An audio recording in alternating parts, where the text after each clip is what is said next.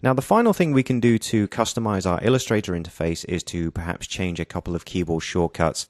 So those can be found under the Edit menu. Right down at the bottom, we have our Keyboard Shortcuts option, and you'll see that we have the ability to change both tools and different menu commands. Now, yes, whilst you can change tools, I really wouldn't recommend it. I mean, there's the occasional one that might make more sense, but because most of the tool shortcuts are consistent across the Adobe applications, it may get a bit confusing if you start changing them, but it's totally up to you. It's easy enough to do.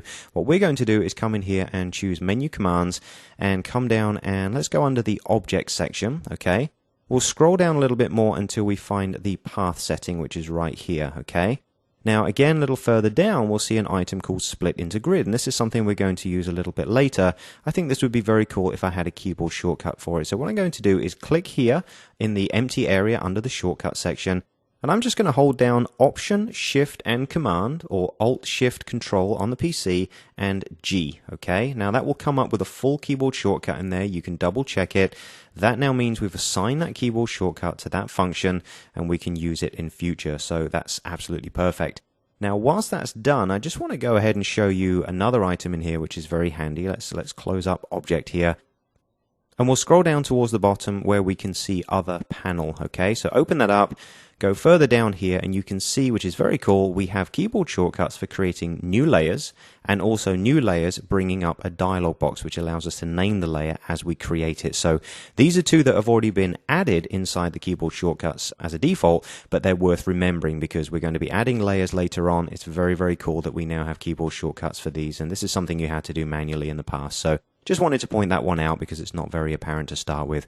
So we've made a change there to one of our keyboard shortcuts. We can go ahead and say OK. And because we've changed the default, we've now created a new set. So let's go ahead and name this Training Set. All right, we can click OK, and that now is stored inside our document. We can go ahead and close each of these documents down, okay? We can just click the Close button here inside each of these tabs.